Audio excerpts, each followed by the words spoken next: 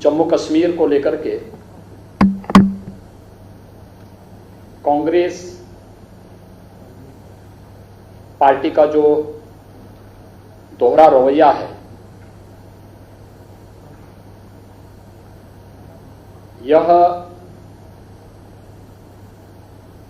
राष्ट्रीय एकता और अखंडता के साथ सीधे सीधे खिलवाड़ है। हम सब जानते हैं कि कांग्रेस ने सदैव राष्ट्रीय अस्मिता के साथ खिलवाड़ किया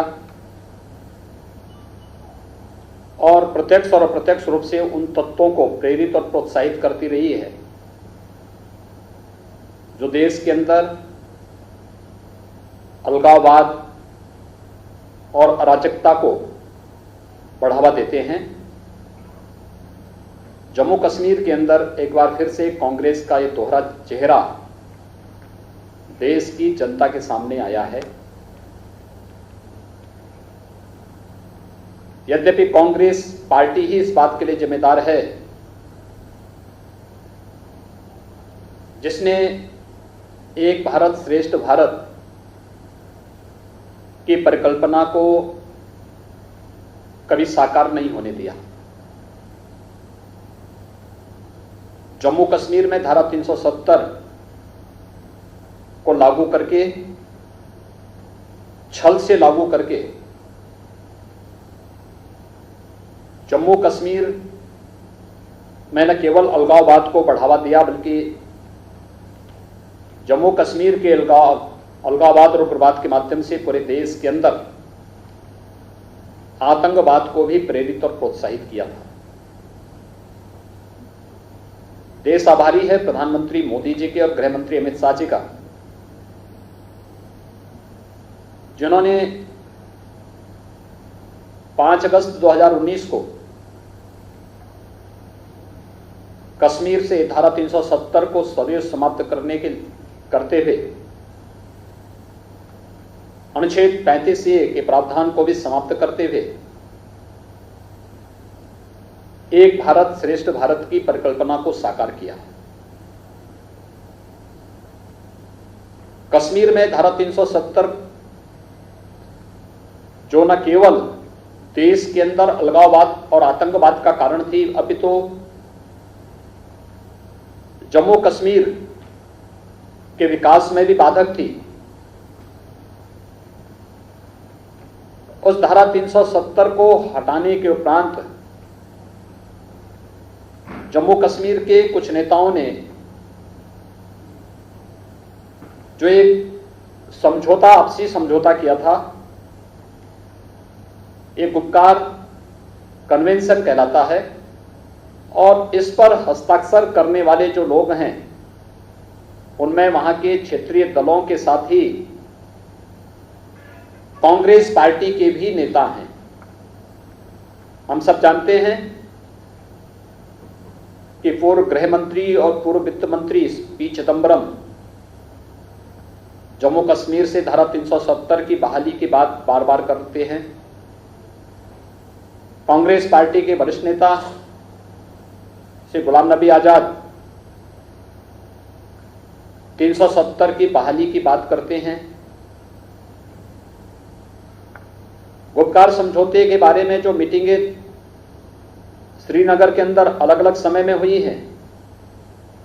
कांग्रेस के स्थानीय अध्यक्ष के साथ ही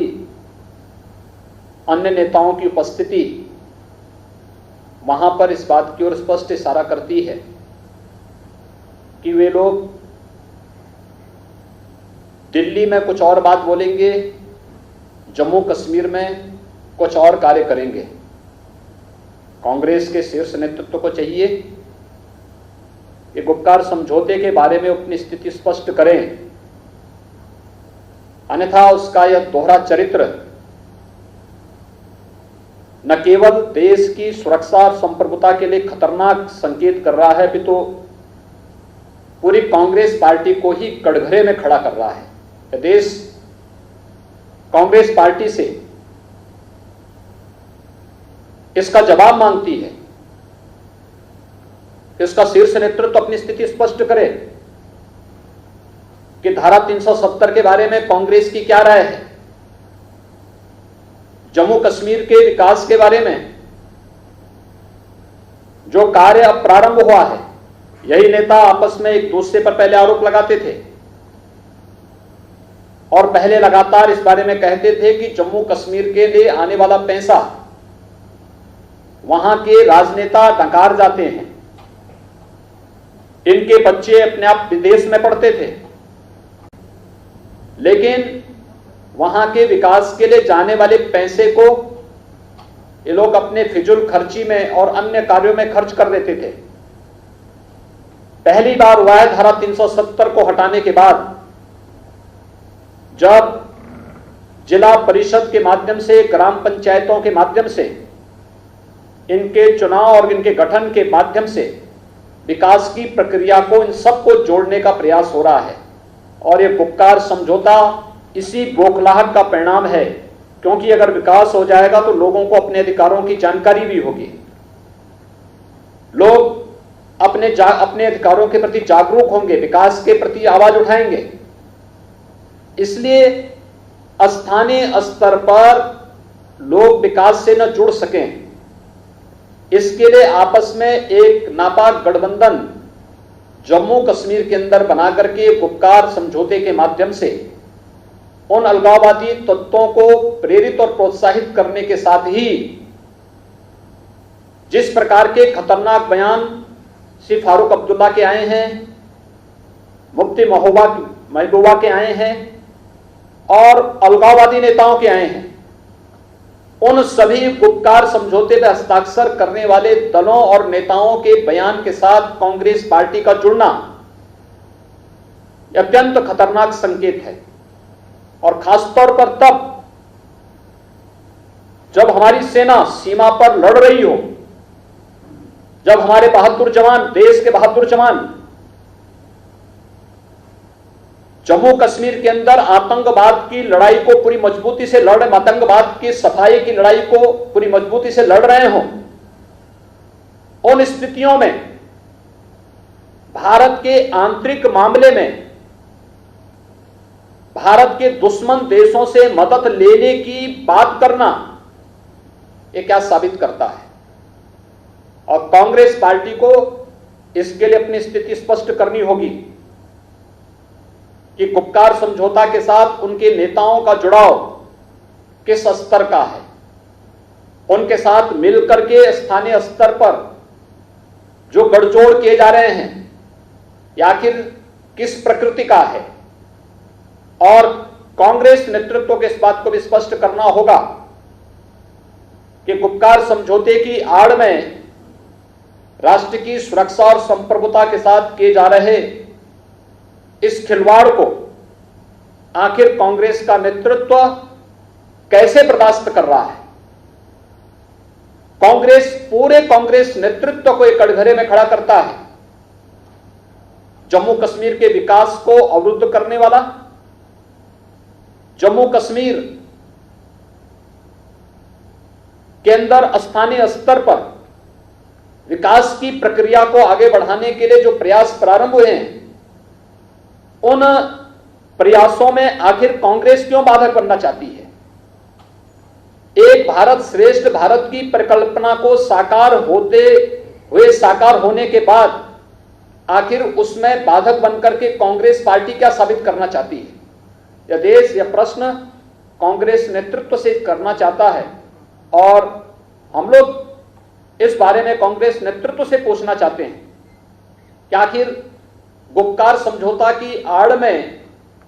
इस देश की संप्रभुता और सुरक्षा के साथ खिलवाड़ करने की शरारतपूर्ण चेष्टा को कांग्रेस पार्टी का समर्थन किन कारणों से मिल रहा है? चीन और पाकिस्तान जैसे देशों को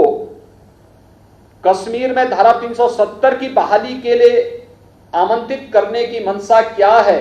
और इन बयानों से कांग्रेस का वास्ता किस हद तक है? ये स्थिति कांग्रेस पार्टी को पूरे देश के अंदर स्पष्ट करनी चाहिए, क्योंकि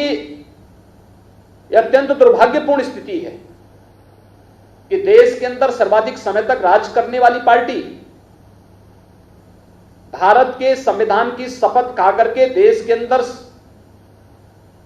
सर्वाधिक समय तक शासन करने वाली पार्टी आज स्थानीय स्तर पर राजनीतिक स्वार्थों के लिए राष्ट्र की संप्रभुता के साथ खिलवाड़ कर रही है, राष्ट्र की सुरक्षा के साथ खिलवाड़ कर रही है और देश के दुश्मनों के दुस्साहस को बढ़ाने का जो दुस्साहसिक प्रयास कर रही है, इसे किसी भी स्थिति में स्वीकार यह देश नहीं कर सकता है। और इसीलिए गुपकार समझौता यह भारत की संप्रभुता के साथ सीधे सीधे खिलवाड़ करने की एक शरारतपूर्ण चेष्टा है। जम्मू कश्मीर के लोगों के विकास को अवरुद्ध करने वाला एक कुत्सित प्रयास है। लोगों को, जम्मू कश्मीर के लोगों को जो आजादी के बाद से कांग्रेस पार्टी के कारण जनता को विकास से न जुड़ने देने की जो एक कुत्सित मंशा वहां पर रही है, उस मंशा पर जब पानी फिरते हुए वे लोग देख रहे हैं और उनके लूट खसोट के सभी जरिए जब बंद हो रहे हैं, उन स्थितियों में उन्हें लगता है कि कहीं ना कहीं अगर विकास की प्रक्रिया जिला परिषद के माध्यम से या ग्राम पंचायत के माध्यम से या स्थानीय निकाय इकाइयों के माध्यम से आम जनमानस तक पहुंचने लग जाएगा, तो जो लोग स्थानीय स्तर पर शिक्षा का, स्वास्थ्य का, कनेक्टिविटी का, अन्य बुनियादी सुविधाओं को 70 वर्षों में नहीं दे पाए, लेकिन इस प्रक्रिया को पिछले 1.5-2 वर्षों के अंदर जिस मजबूती के साथ मोदी जी के नेतृत्व में केंद्र की सरकार ने वहां पर इन परिषदों के माध्यम से, स्थानीय निकाय संस्थाओं, ग्राम पंचायतों के माध्यम से, जिला परिषद के नए चुनाव के माध्यम से देने का प्रयास किया, करने का प्रयास कर रही है, तो ये सभी विरोध कि कहीं विकास की प्रक्रिया के साथ ये लोग न जुड़ जाएं, इस दृष्टि से इनके द्वारा ये शरारतपूर्ण चेष्टा करके राष्ट्र की संप्रभुता को भी चुनौती देने की कुत्सित मंशा इनके सामने आई है। और दुर्भाग्य से कांग्रेस जैसा राजनीतिक दल जो दिल्ली में अपने को राष्ट्रीय दल का स्टेटस मानता है, बोलता है, लेकिन स्थानीय स्तर पर वह अलगाववादियों के साथ और भारत विरोधी तत्वों के साथ मिलकर के भारत की सुरक्षा और भारत की संप्रभुता के साथ पूरी बेशर्मी के साथ वहां पर खड़ा होता हुआ दिखाई दे रहा है। ये बहुत खतरनाक इशारा करता है देश की जनता को। कांग्रेस के इस दोहरे चरित्र को देखना चाहिए। कांग्रेस नेतृत्व के इस रवैये की निंदा भी करनी चाहिए और कांग्रेस नेतृत्व से स्पष्ट पूछा जाना चाहिए कि जम्मू कश्मीर के बारे में अपनी नीति को स्पष्ट करें। कोई अधिकार नहीं कांग्रेस के नेतृत्व को कि भारत की संप्रभुता, भारत की एकता और अखंडता के साथ खिलवाड़ करे।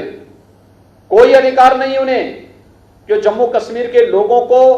बुनियादी सुविधाओं से और विकास से वंचित करें। आज जब केंद्र की सरकार इस कार्य को स्थानीय निकाय संस्थाओं के माध्यम से लागू करने का प्रयास कर रही है, तो कांग्रेस का हाथ उन अलगाववादियों के साथ वहां पर दिखाई दे रहा है। यह अत्यंत खतरनाक और शर्मनाक है। हम कांग्रेस नेतृत्व से इस मामले में स्थिति स्पष्ट करने की मांग करते हैं और उनसे कहते हैं कि कांग्रेस का यह दोहरा चरित्र यह देश कतई स्वीकार नहीं कर सकता है। उन्हें स्थिति स्पष्ट करनी चाहिए और उनके नेताओं के द्वारा स्थानीय स्तर पर जो बयानबाजी की गई है और जिस प्रकार से समझौते के साथ जुड़ करके एक बार कश्मीर को फिर से उग्रवाद की आग में झोंकने, आतंकवाद की आग में झोंकने का जो कुत्सित प्रयास किया जा रहा है, इसके लिए उन्हें देश की जनता से माफी मांगनी चाहिए।